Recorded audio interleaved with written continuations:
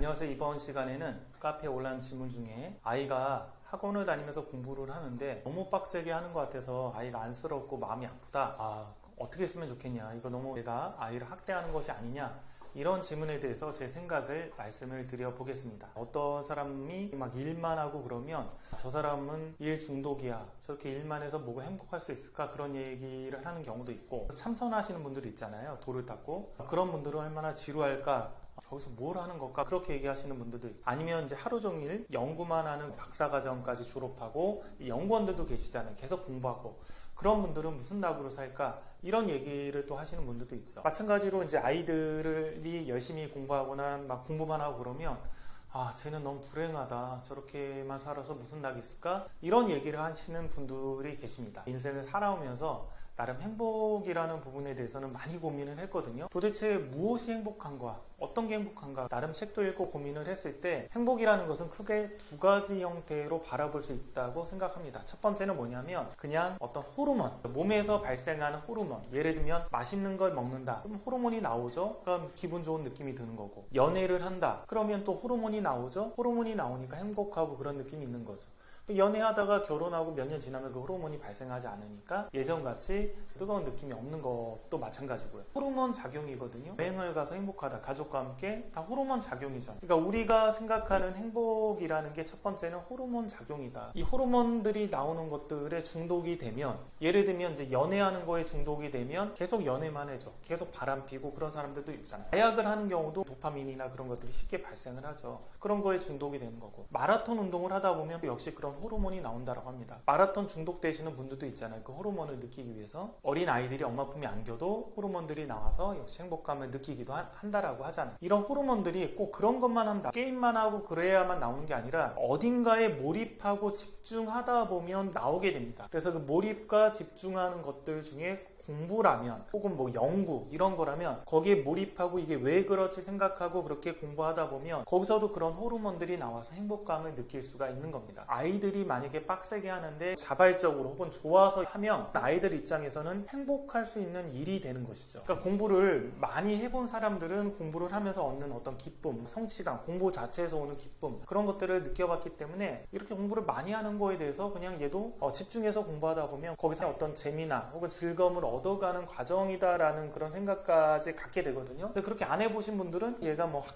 학대당하고 힘들고 그렇게 생각을 하시는 거죠. 일을 할 때도 마찬가지죠. 일을 굉장히 많이 하는 사람들 있잖아요. 돈이 100억, 1000억 그렇게 돼도 어떤 사업을 하면 더 많이 벌 수 있을까? 혹은 어떤 거라면 성공할 수 있을까? 이런 아이템들을 계속 고민하면서 사업을 확장하고 뭔가 거기서 자아 실현을 하고 행복감을 느끼는 분들이 있잖아요. 그런 분들 같은 경우는 왜 그럴까요? 거기서 얻는 행복감이 있는 거죠. 그러니까 뭔가에 몰입하고 자기가 집중하고 그걸 통해서 자아 실현을 해내고 그러면 그게 공부든 운동이든 혹은 일이든 행복감을 느낄 수가 있습니다. 이런 것들을 경험해 보지 못한 사람들은 무조건 취미활동, 가령 골프를 치고 거기서 타수를 줄이고 그래야지만 행복하고 일을 많이 하고 그러면 불행하다 이런 생각을 가질 수도 있고요. 어른들이라면, 아이들이라면 이제 밖에서 뛰어놀고 게임하고 이런 게 행복하지 안에서 공부하는 게 행복하냐 이렇게 느낄 수도 있다라는 거. 제 아들이 이제 초등학교 5학년인데 친구들이 코딩학원 다니는 아이들이 있다 보니까 걔네들한테 코딩하는 거를 조금 귀로 들어서 일요일날 아침에 이제 코딩을 하더라고요. 왜냐면 컴퓨터나 그런 거를 일요일만 쓰게 하거든요. 그러니까 일요일 아침 9시인가 일어나서 아침도 안 먹고 중간에 이제 아점 하나 먹고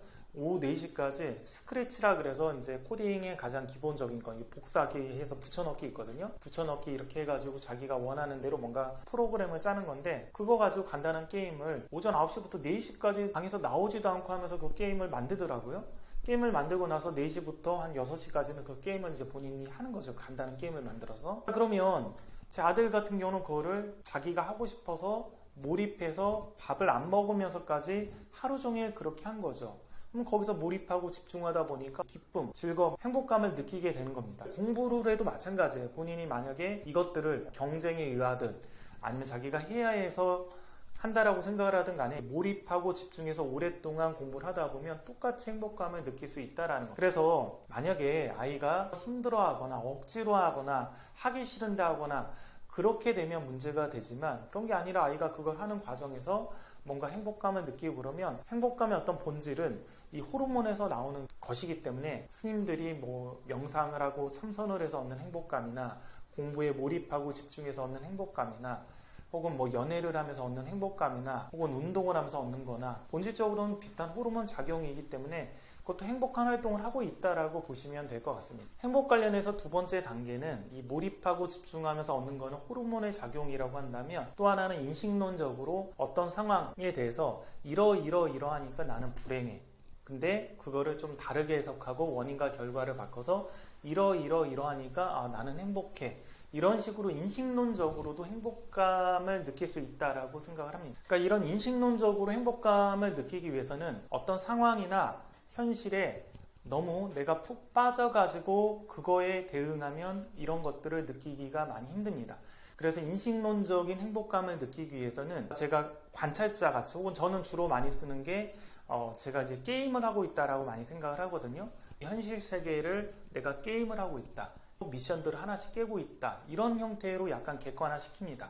객관화시켜서 바라보면 어떤 상황에 대해서 감정적으로 완전히 푹 빠져가지고 불행을 느끼거나 분노를 느끼거나 그렇게 되는 거를 좀 방지할 수가 있어요. 객관화시켜서 뭔가 바라보고 게임을 하고 있는 중이다. 그럼 이런 상태구나. 그럼 이거는 이렇게 극복하고 이렇게 하면 되는 거지.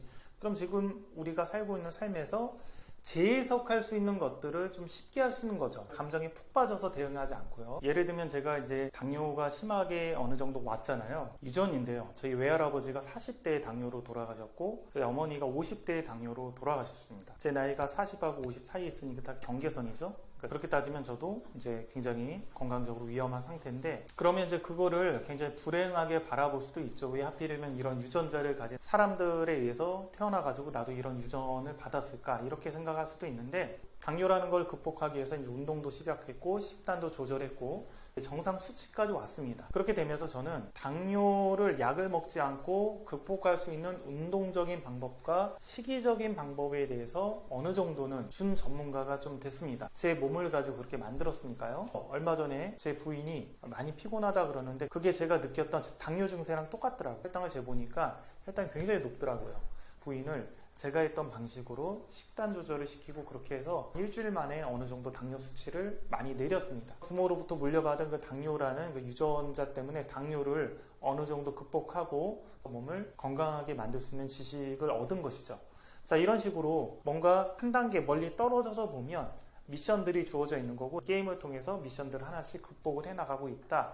이렇게 생각하는 게 저는 인식론적인 어떤 행복이라고 생각을 합니다. 그러면 매번 평온한 상태에서 뭔가 위기가 닥치거나 감정적으로 동요할 것들이 생기더라도 좀 멀리 떨어져서 바라보면 그것들은 그냥 극복해 나간 하나의 과정으로 보게 되면서 삶을 좀 어느 정도는 평온하게 만들 수 있는 그런 상태가 될 수 있는 것이죠. 물론 이거는 굉장히 수련을 열심히 계속 해야 되죠. 계속 객관화시켜서 나를 바라보고 감정에 휘둘리지 않게끔 해야 되니까요. 공부를 빡세게 하는 자녀가 너무 안타깝다, 이런 것들은 아까 얘기했던 호르몬적인 어떤 행복, 그러니까 호르몬적인 행복에서 빡세게 해도 아이가 몰입하고 집중하면 그 속에서 충분히 행복감을 느낄 수 있다. 영화 보고 게임하고 놀이공원 가야지만 꼭 행복한 건 아니다. 그런 호르몬이 공부를 통해서도 나올 수가 있다.